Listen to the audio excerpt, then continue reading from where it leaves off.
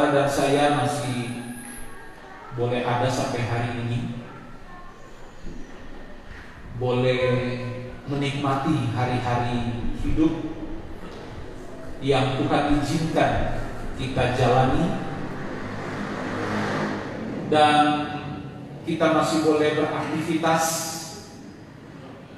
kita masih boleh menikmati hari pagi, menikmati kopi, menikmati nasi goreng, menikmati pergumulan, apapun itu semua karena cinta Tuhan. Menurut saya itu semua karena cinta Tuhan atas hidup kita. Kalau seandainya kita masih ada hari ini, Bapak Ibu, satu hal yang saya pahami, bahwa Tuhan masih punya rencana, Tuhan masih punya rencana yang indah dalam setiap kehidupan kita, baik menyangkut segala berkat Tuhan yang Tuhan ingin nyatakan dalam hidup kita, dan terlebih masih ada karya dan rencana Tuhan yang besar menyangkut keselamatan kita. Bisa jadi kita ada hari ini karena Tuhan ingin membuktikan kuasanya atas kita. Dan bisa jadi kalau kita masih ada hari ini, ada banyak hal yang mungkin masih dituntut Tuhan untuk kita perbaiki, untuk kita pulihkan, agar ketika hari Tuhan itu datang, maka keadaan kita indah di pemandangan matanya. Kemarin hari kita sama-sama tahu ada kejadian pesawat Sriwijaya Air belum lama lepas landas dari Bandara Soekarno-Hatta menuju ke Kalimantan, hilang kontak di perairan Pulau Seribu, dan berita sampai tadi malam Basarnas BNPB tetap bekerja keras untuk coba mencari puing-puing pesawat, dan kita berharap bahwa apapun yang terjadi atas korban, maka semua ada dalam rancangan Tuhan yang indah. Nah, inilah Bapak Ibu yang saya mau kaitkan, bahwa kita berbicara hidup dan mati itu ada dalam kuasa tangan Tuhan. Singkatnya hidup kita, singkatnya hidup saudara dan saya, semestinya kita orang percaya harus menyadari ini dengan baik, menyadari ini dengan berlandaskan kebenaran firman Tuhan, bahwa singkatnya hidup ini kita harus pergunakan untuk sebisanya, sedapatnya kita hidup dan menyenangkan hati Tuhan. Jangan lagi pergunakan hidup ini asal semau kita, tanpa kita mempedulikan hati Tuhan seperti apa terhadap saudara dan saya. Karena kalau kita berbicara hati Tuhan, sudah terlalu banyak bukti dalam Alkitab bahwa Tuhan mengasihi kita. Bapa di surga begitu memperhatikan dan mengasihi kita. Buktinya, Dia mengaruniakan anaknya yang tunggal satu-satunya untuk mati dan menebus setiap salah dan dosa saudara dan saya. Oleh sebab itu Bapak Ibu, saya sebagai hamba Tuhan pun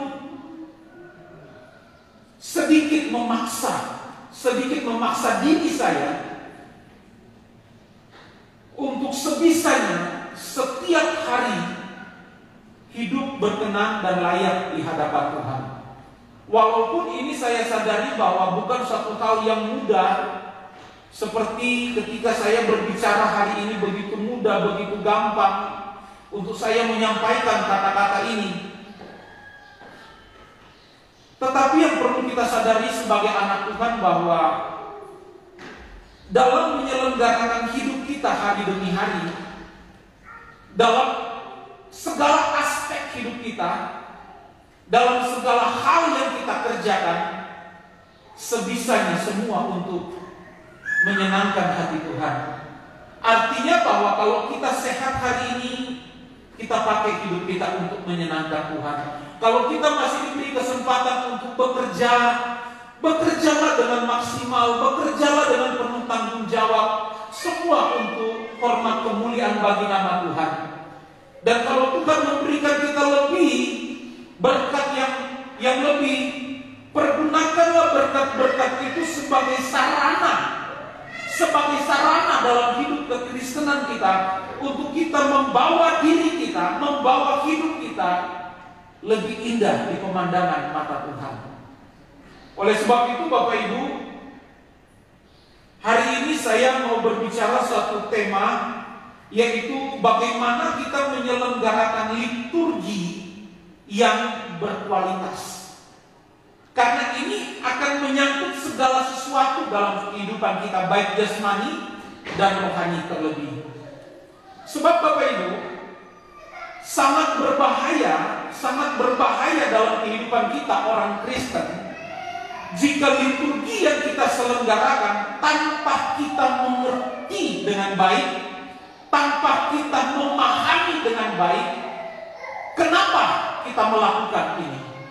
Kenapa kita mengadakan liturgi, atau yang dikenal dalam bahasa keseharian adalah kenapa kita beribadah? Kenapa kita menyelenggarakan hal-hal yang seperti kita buat setiap minggu di tempat ini? Nah Bapak Ibu, kalau liturgi atau ibadah yang kita selenggarakan tanpa kita mengerti makna yang sebenarnya, tanpa kita memahami konteks yang benar, maka ini berpotensi untuk saudara dan saya tersesat jauh dari apa yang diinginkan Tuhan. Dan lebih lagi berbahaya terhadap saya sebagai hamba Tuhan yang menjadi penanggung jawab penuh atas terselenggaranya liturgi atau ibadah di dalam setiap pertemuan kita hari demi hari atau minggu demi minggu. Nah, kalau kita juga tidak memahami ini dengan baik, maka tanpa kita sadari kita terkurung, terpenjara di dalam kebodohan yang luar biasa Bapak Ibu. Dan ini jahat, akhirnya menjadi suatu hal yang berpotensi negatif dalam setiap kehidupan kita. Kenapa? Karena setiap minggu saudara datang ke gereja tanpa memahami kenapa saudara melakukan kegiatan seperti pagi ini. Nah, itu membuat kita tidak semakin baik di hadapan Tuhan, tapi sebaliknya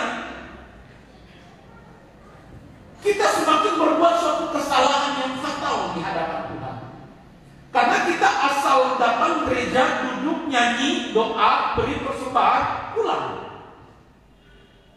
Begitu terus setiap minggu, begitu terus setiap pertemuan. Nah, apakah ini bukan suatu hal yang salah dan berbahaya dalam kehidupan pertumbuhan iman kita? Karena liturgi yang kita jalani tidak berkualitas. Ibadah yang kita jalani, kita tidak memahami makna dan konteks kenapa kita harus beribadah kepada Tuhan. Nah, kalau secara teori orang Kristen hebat. Kalau secara teori jemaat bisa lebih unggul dari pembicara. Tetapi dalam praktek, dalam memahami dan dalam merealisasikan, mewujud nyatakan liturgi itu dalam kehidupan kita. Nah, ini yang penting. Banyak orang Kristen gagal paham dalam hal ini. Seperti contoh misalnya kemarin ketika saya memuat status bahwa sesungguhnya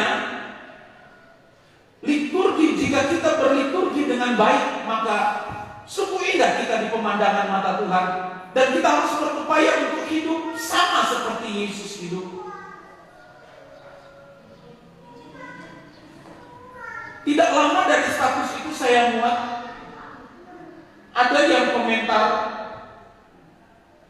dan saya tangkap komentar itu bahwa orang ini tidak mengerti apa yang saya maksudkan. Saya coba untuk memasukkan dia dalam alam pikiran, pengertian, pemahaman saya soal status saya. Dan terbukti memang orang ini tidak memahami status saya dengan benar. Dan beberapa kali tanya jawab dalam konteks status saya itu akhirnya singkatnya mengertilah dia. Entah mengerti benar atau tidak, saya pun tidak tahu. Tapi saya katakan bahwa untuk lebih jelasnya lagi saya mengundang dia untuk terlibat dalam pendalaman Alkitab hari Kamis minggu terakhir pada bulan ini. Nah, Bapak Ibu jemaat diberkati Tuhan, dari kasus ini saya melihat bahwa masih banyak orang Kristen yang sesungguhnya belum memahami liturgi yang berkualitas itu seperti apa. Ibadah yang berkualitas, ibadah yang sesungguhnya itu seperti apa dan bagaimana di pemandangan mata Tuhan. Jangan kita menganggap dan mengklaim kita sudah beribadah dengan baik, beribadah dengan sungguh, beribadah dengan indah, dari cara kita memandang ibadah itu dari persepsi atau cara pandang kita sendiri. Kita orang Kristen, anak Tuhan harus bisa untuk melihat segala sesuatu dalam aspek hidup kita, bercermin dan berkaca dari kebenaran firman Tuhan. Kita tidak bisa membangun kebenaran sendiri. Dan kita tidak bisa membangun kebenaran atas dasar asas pribadi. Namanya orang Kristen membangun dasar kebenaran atas keinginannya dia sendiri, mau-maunya dia sendiri. Kalau kebenaran firman Tuhan itu terlalu meneplak dan menegon, maka firman itu bukan untuk saya. Firman itu hanya untuk hamba Tuhan. Bapak Ibu, firman ini diberikan untuk kita semua tanpa terkecuali, baik saudara, terlebih bagi saya. Maka dari itu, segala sesuatu yang kita lakukan, mari kita belajar untuk bercermin, memandang segala sesuatu dari sisi Tuhan, dari sisi Dia yang sudah memberkati dan pelihara kita hari ini. Nah, kembali kepada konteks. Kalau kita berbicara hari ini kita sudah berliturgi, beribadah seperti hari ini, saya mau katakan bahwa sebenarnya apa yang kita lakukan hari-hari ini hanya sebatas pertemuan kecil. Pertemuan kecil. Ini belum menyangkut ibadah yang sesungguhnya. Ini belum menyangkut liturgi yang berkualitas. Ini hanya pertemuan kecil yang kita lakukan 1 jam, 1 jam setengah, 2 jam. Kalau saudara hanya memaknai saudara sudah beribadah hari ini dengan muncul di gereja, ada di gereja dalam kurun waktu 2 jam, dan saudara sudah berkatakan saya sudah ibadah, betapa kecil makna ibadah itu dalam hidup saudara. Maka dari itu banyak orang Kristen kenapa ketika keluar gereja, keluar ibadah, dia sesukanya mau berbuat apa di luar, karena dia berpikir Tuhan hanya ada di batasan tembok ini dalam ibadah selama 2 jam. Dan selama 2 jam itu dia kusuk, dia sungguh-sungguh beribadah. Tetapi ketika keluar di gereja, keluar kembali bekerja, keluar kembali di rumah, kembali beraktivitas, seakan-akan Tuhan tidak ada lagi. Seakan-akan dia sudah lepas dari tuntutan liturgi atau ibadah yang dia jalani hanya selama 2 jam di gereja. Sehingga banyak orang Kristen di luar jam gereja hidupnya kembali hidup yang tidak berkenan bagi Tuhan. Mau mati asal dia mau, dia lepaskan segala kata-kata yang jorok. Mau selingkuh, dia lakukan segala sesuatu yang dia anggap dia menikmati, yang dia lakukan. Karena dia pikir ibadah itu hanya di gereja. Liturgi itu hanya ada di sini. Bapak Ibu, yang kita lakukan ini hanya sebagian kecil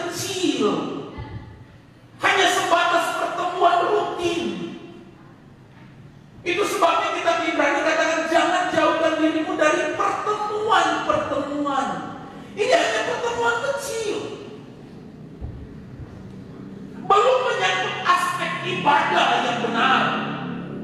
Belum mencakup aspek liturgi yang berkualitas.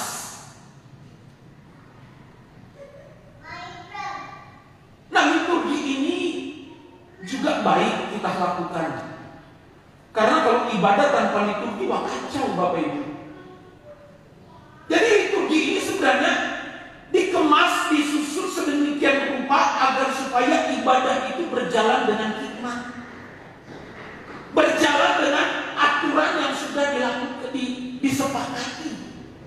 Nah, setiap gereja pasti liturginya berbeda-berbeda. Baik di Katolik, baik di gereja Gemini, baik di sini, kita di sini, liturginya sesuai dengan apa yang sudah diatur.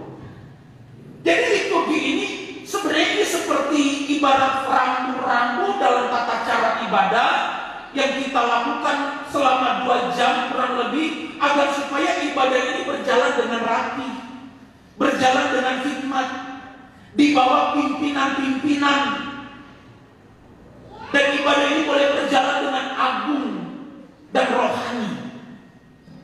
Itu garis besar kenapa liturgi itu harus ada, dan memang harus ada.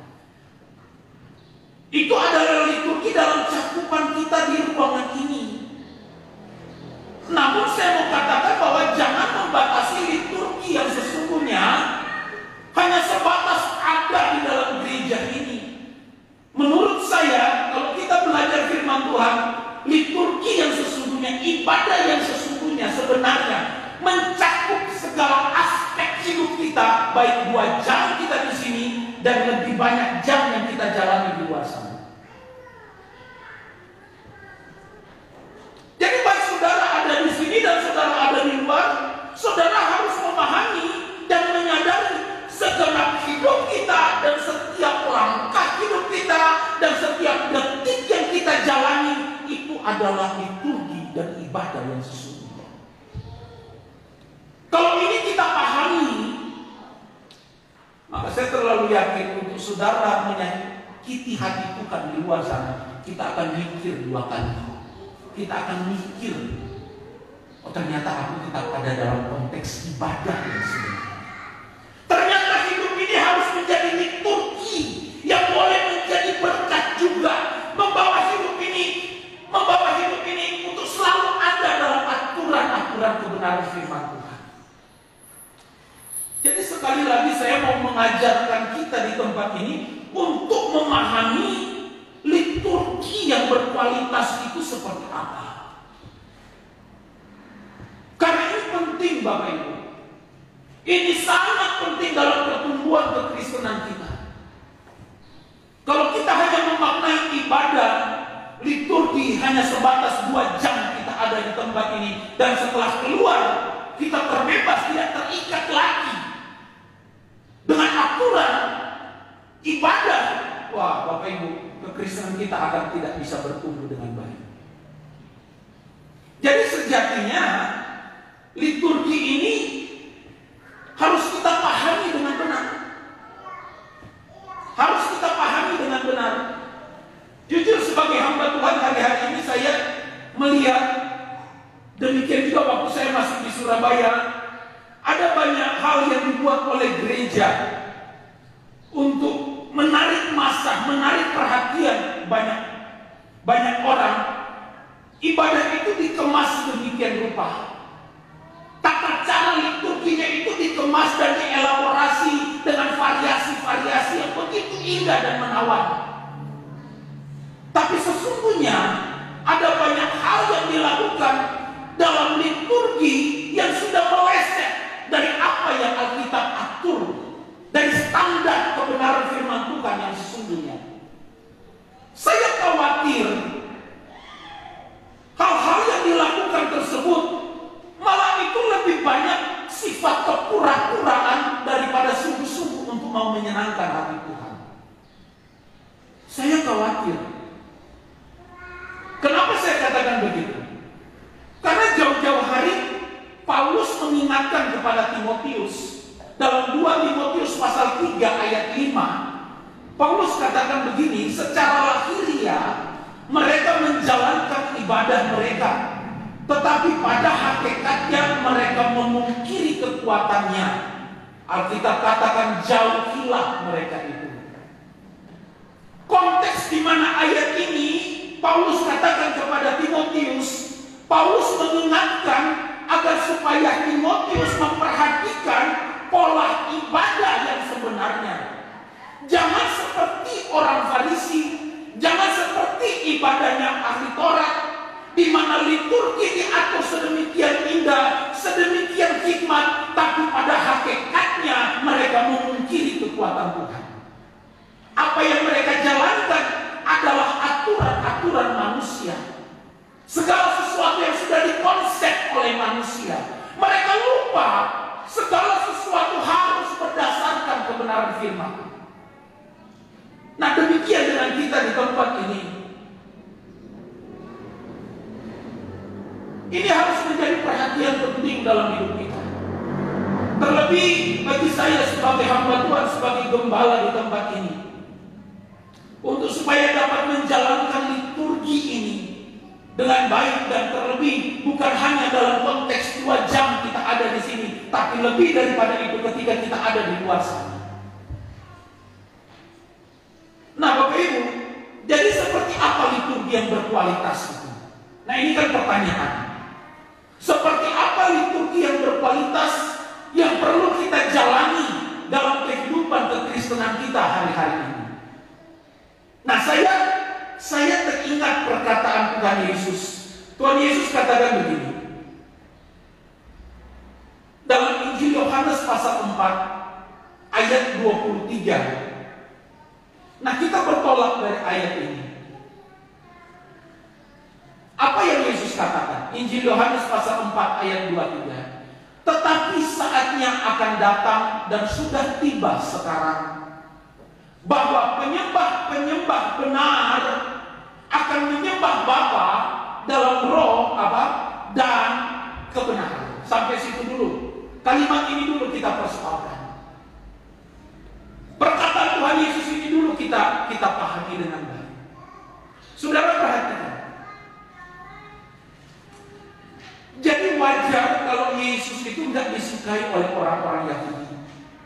Wajar kalau Yesus itu nggak disukai oleh para ahli Taurat. Kenapa? Karena Yesus buat suatu aturan baru terhadap tata cara ibadah. Salah satu alasan kenapa Yesus dikejar-kejar mau dibunuh, kenapa Yesus dikejar-kejar untuk mau dirajam dengan batu, karena Yesus buat suatu tatanan tata cara ibadah atau liturgi yang berbenturan dengan apa yang sudah diatur di dalam sinagoge atau rumah ibadah orang Yahudi. Konteks ini ketika Yesus berbicara dengan salah seorang perempuan Samaria, Yesus katakan bahwa akan tiba dan sudah tiba sekarang, bahwa penyembah-penyembah benar, saudara perhatikan, penyembah-penyembah benar adalah mereka yang menyembah Bapa dalam roh dan kebenaran.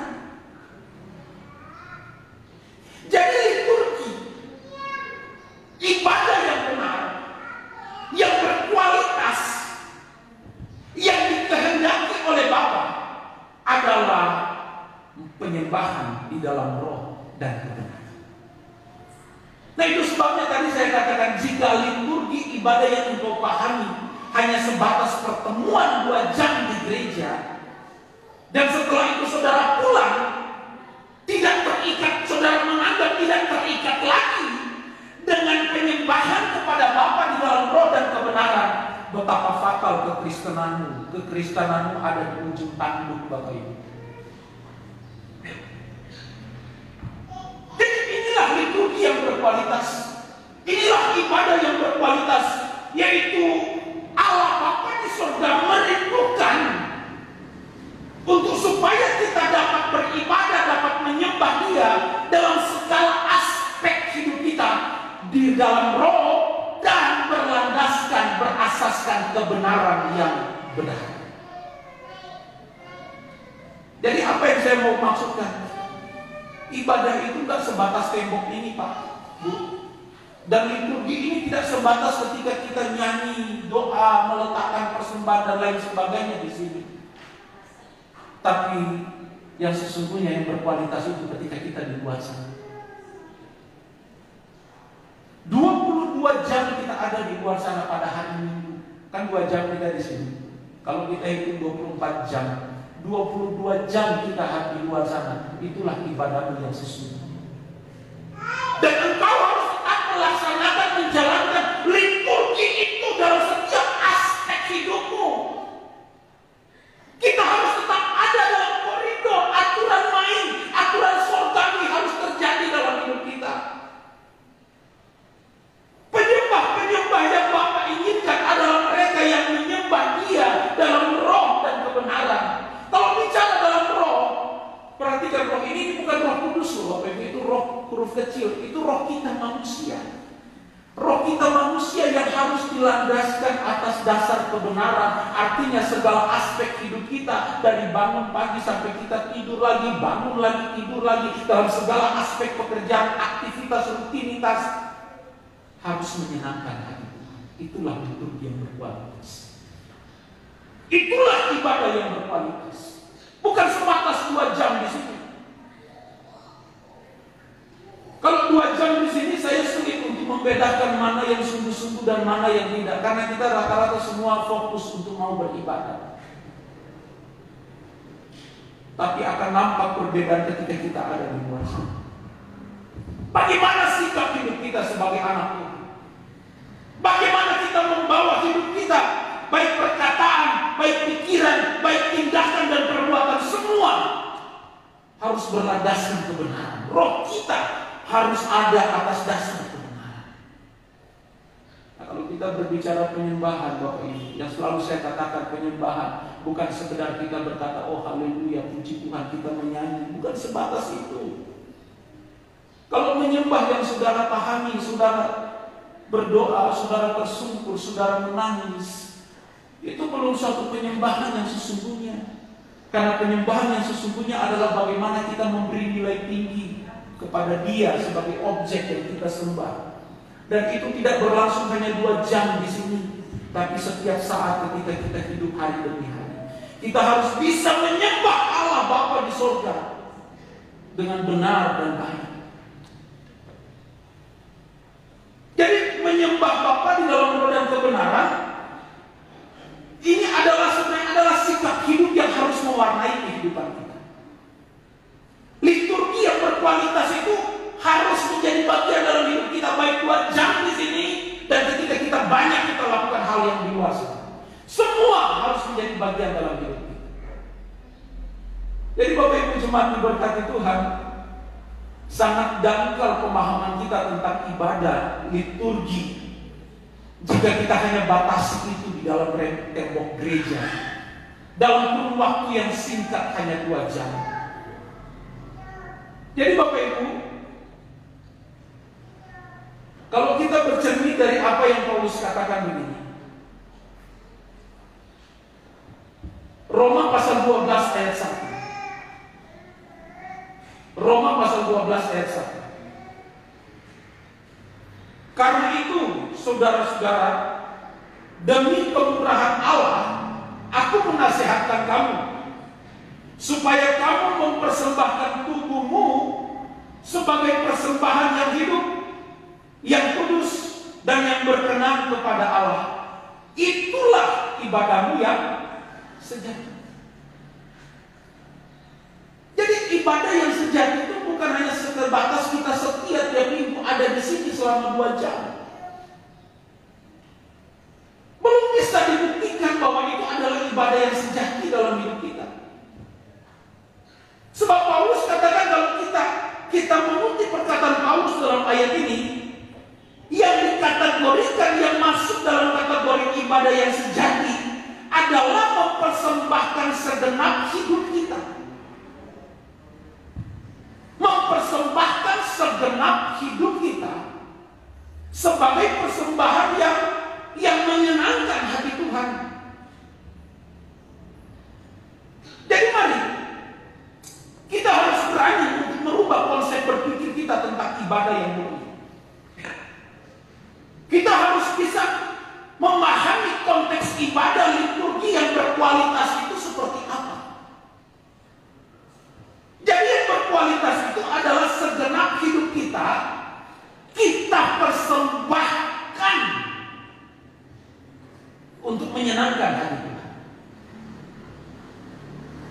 Nah, Bapak Ibu, saya berharap bahwa apa yang saya sampaikan pagi hari ini bisa menjadi suatu paradigma baru, cara pandang baru kita tentang ibadah itu seperti apa. Karena terlalu lama orang Kristen memahami konteks ibadah yang tidak berkualitas. Terlalu lama orang Kristen memiliki pemahaman pengertian yang dangkal tentang ibadah. Dan itu nampak dalam kehidupan keseharian. Dan itu nampak bagaimana relasi hubungan kita dengan Tuhan. Itu nampak, kita tahu, kita sadari itu. Kita sadari, saya percaya kita sadari. Jadi Bapak Ibu, konteks ibadah yang sejati adalah mempergunakan segenap potensi hidup kita. Perhatikan, saya ulangi. Kalau kita bicara konteks ibadah yang sejati, liturgi yang berkualitas, adalah bagaimana kita mempergunakan segenap potensi hidup kita, baik jasmani dan rohani. Kalau saudara gagal juga memahami apa yang saya sampaikan ini, saudara nggak mungkin bisa memahami ibadah yang benar itu seperti apa. Jadi ibadah yang sejati, liturgi yang berkualitas adalah bagaimana kita mempergunakan segenap potensi kita, kekuatan kita, talenta kita, dan juga hal-hal yang menyangkut kerohanian kita. Secara kita harus lakukan itu semua secara maksimal untuk menyenangkan hati kita. Yang selalu saya bahasakan di sini, saudara bekerja itu pun ibadah, Bapak Ibu. Itu ibadah. Jangan saudara berpikir bahwa kerja itu bukan ibadah. Itu ibadah. Ibadah di mana dalam tugas aktivitas pekerjaan kita bekerja dengan maksimal, semua untuk menyenangkan Tuhan. Artinya apapun yang kita buat, semua untuk supaya Tuhan tidak dikecewakan. Kita bekerja dengan baik, kita melayani pelanggan, pembeli dengan baik. Sebagai PNS kita jangan terlambat masuk kantor. Harus tepat waktu dan pulang tepat waktu. Jangan belum pulang, saudara sudah buru-buru pulang. Itu hal yang sepele yang bagi orang luar itu biasa-biasa saja, karena banyak juga yang lakukan seperti itu. Itu mereka, kita jangan. Kita jangan seperti itu. Mana Robin? Bin, jangan seperti itu Bin ya. Puji Tuhan, Robin sudah jadi PNS. Jadi berkat Tuhan luar biasa bagi dia. Kita beri sorak-sorai dulu buat Robin. Dia berapa kali ikut tes, gagal terus. Sampai akhirnya mungkin agak sedikit terpaksa dia ikut tes. Sudah antara mau maju dengan tidak. Waktu tes terakhir enggak juga diterima. Dia datang dengan segala lesu. Oh, saya tidak diterima. Saya juga bilang, ya puji Tuhan, bersyukur sama Tuhan, pasti dia yang terbaik. Tiba-tiba 2-3 minggu sebulan setelah itu dia ngomong, oh saya diterima. Loh kok bisa? Kau diterima? Kan katanya sudah iya Om. Ternyata ada satu instansi yang masih butuh tenaga dan nama saya masuk di situ. Oh puji Tuhan, kau bersyukur sama Tuhan. Artinya kesetiaanmu, dan memang ini anak setia. Saya bukan karena puji dia, enggak.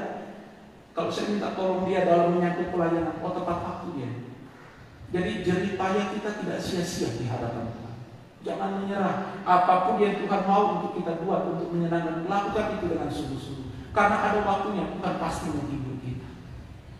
Dan begitu. Tapi dia di kabupaten, di Borong sana, di Borong. Jadi saya katakan, jadi kau jadi orang Borong? Tidak Om, saya tetap di sini Om. Jadi kau tetap melayani sini ya, yang cuma Sabtu saya pulang. Oh puji Tuhan. Jadi dia tetap jemaat di sini. Puji Tuhan. Jadi kalau masuk kantor pagi-pagi ya begini, pulang juga sore, jangan yang lain belum pulang, kau pulang duluan. Oke baik Bapak Ibu, kita kembali ke konteks. Demi kemudahan Allah menasihatkan kamu supaya kamu mempersembahkan tubuhmu sebagai persembahan yang hidup, yang kudus dan yang berkenan. Jadi Bapak Ibu, inilah konteks ibadah yang sebenarnya, yaitu segenap hidup kita. Kita harus persembahkan untuk menyenangkan Tuhan. Bukan hanya ketika 2 jam kita kita di sini. Setelah kita keluar dari pintu gereja ini, itulah ibadah kita yang sebenarnya.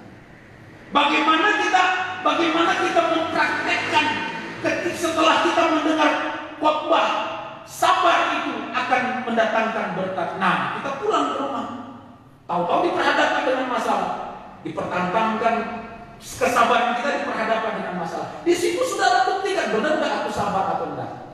Jangan cuma sabar ketika ada di sini, amin, amin, amin. Tapi buktikan benar-benar kita sabar di luar sana. Nah, suami-suami juga bisa terbukti kesetiaannya kepada istri itu ketika di luar sana, bukan di sini. Kalau di sini semua pada beda-beda tipis dengan malaikat lah, Bapak Ibu. Beda-beda tipis dengan malaikat. Bahkan kadang malaikat duduk di sebelah kita itu minder. Minder, Bapak Ibu. Karena kita kudus, kelihatan kudus kan. Tapi di luar sana, Bapak Ibu, minta ampun yang asli muncul. Kenapa? Karena berpikir bahwa Tuhan itu hanya ada di batas ruangan tembok ini. Ibadah itu hanya ada di tembok sini 2 jam. Namun yang sesungguhnya ibadah yang murni, yang berkualitas itu di luar sana. Kita praktikkan hidup kudus kita seperti apa. Kita praktikkan kesetiaan kita kepada Tuhan itu seperti apa. Kita praktikkan sabar itu seperti apa ketika ada gesekan dalam hidup kita. Nah, itu ibadah yang sesungguhnya. Jadi Bapak Ibu, saya merindukan untuk sekitar jemaat Tuhan di tempat ini untuk bisa melakukan segala sesuatu untuk hormat kemuliaan bagi nama Tuhan. Nah, contoh ayat, saya kembali mengangkat ayat ini, 1 Korintus 10 ayat 31. 1 Korintus 10 ayat 31. Aku menjawab, jika engkau makan atau jika engkau minum atau jika engkau melakukan sesuatu yang lain, lakukanlah semuanya itu untuk kemuliaan siapa? Kemuliaan Tuhan. Pertanyaan bagi kita, apakah kita sudah melakukan baik makan atau minum atau melakukan sesuatu yang lain untuk kemuliaan Tuhan? Nah, Bapak Ibu, sekali lagi, kalau kita gagal memahami ibadah yang sebenarnya, kita nggak mungkin bisa melakukan ini dalam hidup kita. Tapi kalau kita menyadari bahwa segenap hidup kita adalah ibadah, maka tentu ayat ini bukan ayat yang sulit untuk kita terapkan dalam hidup kita. Ya karena kita ibadah, hidup kita, perkataan kita, tindakan kita, aktivitas kita percaya bahwa kita lagi menyenangkan hati Tuhan. Itulah itu ibadah yang sesungguhnya. Makan dan minum adalah satu hal yang kita lakukan hari demi hari. Hal-hal yang sepele yang kita anggap ya biasa aja, itu dilakukan semua orang. Kalau makan saudara doa dulu enggak? Kadang lupa, oh nah itu. Kenapa kadang lupa? Terlalu lapar. Kadang itu kita anggap itu biasa, wajar. Tapi Alkitab katakan, jika engkau makan atau minum, jika melakukan sesuatu yang lain, lakukanlah semuanya itu untuk Tuhan. Nah, suami istri, kalau saya kaitkan konteks ini dalam kehidupan berumah tangga, saya mulai dari suami-suami dulu. Ketika saudara melakukan segala sesuatu, adakah kita melakukan segala sesuatu untuk Tuhan? Contoh, mau kerja, contoh yang biasa yang sering saya angkat di tempat ini. Sudah nggak kita melakukan segala sesuatu untuk menyenangkan Tuhan melalui istri kita? Ma, pamit ma, ya hati-hati di jalan. Kerja baik, ya. Pulang capek. Istri sibuk mungkin. Kita tidak dijamu, disambut dengan Ma, mana kopi? Pak sorry lupa. Nyamuk dia. Bapak Ibu, hal-hal seperti ini bisa menjadi konflik dalam hidup. Istri-istri, wah istri-istri kebanyakan biasa jadi korban. Katanya seperti itu, tapi saya percaya di sini tidak. Amin. Ya. Istri-istri, aduh om, kadang om saya sudah kehabisan akal, om gimana suami tidak mau bertobat om. Suami kok dengar-dengar ada will, ada simpanan lain. Maksudnya apa? Simpanan di bank kan? Kalau di bank gak apa-apa. Bukan om, ada wanita lain om. Cerai saja tak. Jangan ada pemikiran seperti itu. Saudara harus bisa menaklukkan tabiat suami yang buruk ini dengan satu cara. Mau tahu caranya? Kita buka Alkitab 1 Petrus 3 ayat 1. 1 Petrus 3 ayat 1.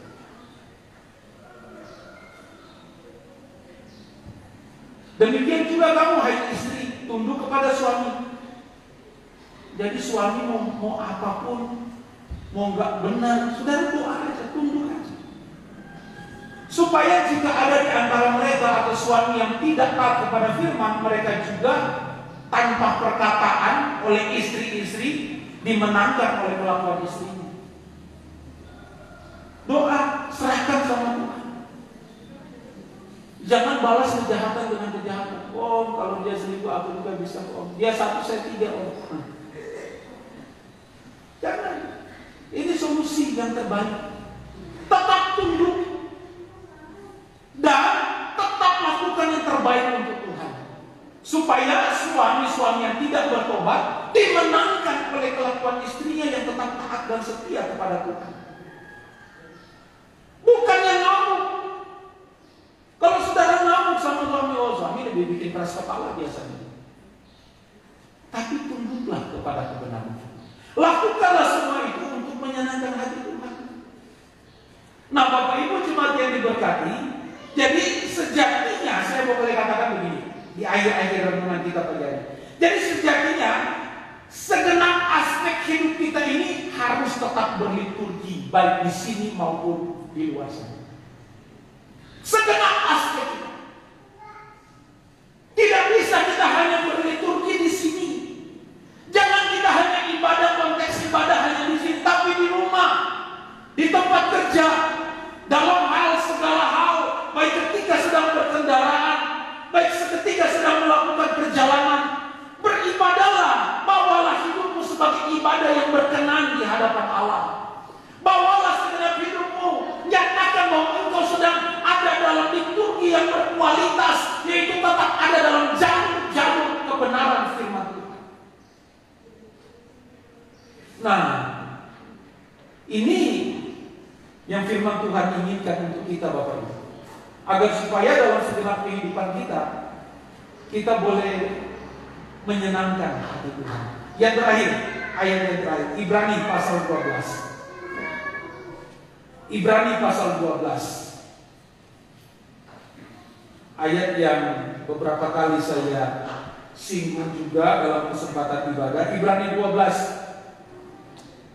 ayatnya yang kedua saya baca. Marilah kita melakukannya dengan mata yang tertuju kepada Yesus, yang memimpin kita dalam iman dan yang membawa iman kita itu kepada kesempurnaan, yang dengan mengabaikan kehinaan tekun memikul salib ganti sukacita yang disediakan bagi Dia yang sekarang duduk di sebelah kanan tahta Allah. Bapak Ibu, kalau saudara kita yang muslim ketika mau sembahyang mereka memiliki kiblat, yaitu harus menghadap ke Mekah.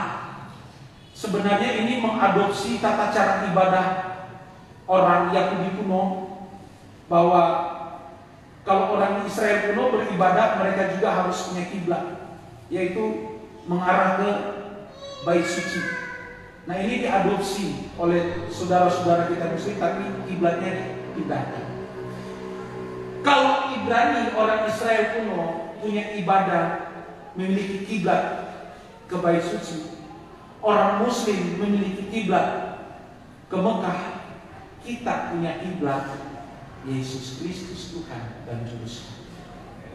Alkitab ini jelas memberikan pengajaran yang indah bahwa kiblat kita, ibadah kita harus kita tujukan semua untuk Tuhan. Marilah kita melakukannya dengan mata yang tertuju kepada Tuhan. Kiblat kita adalah Tuhan kita Yesus Kristus. Jadi saudara jangan berpikir orang Kristen gak punya kiblat. Punya.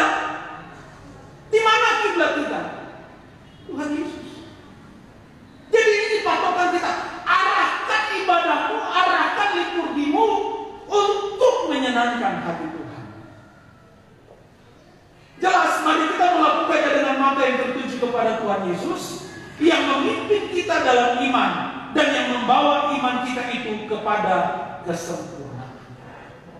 Jadi kalau iman kita mau sempurna, ikuti Tuhan Yesus.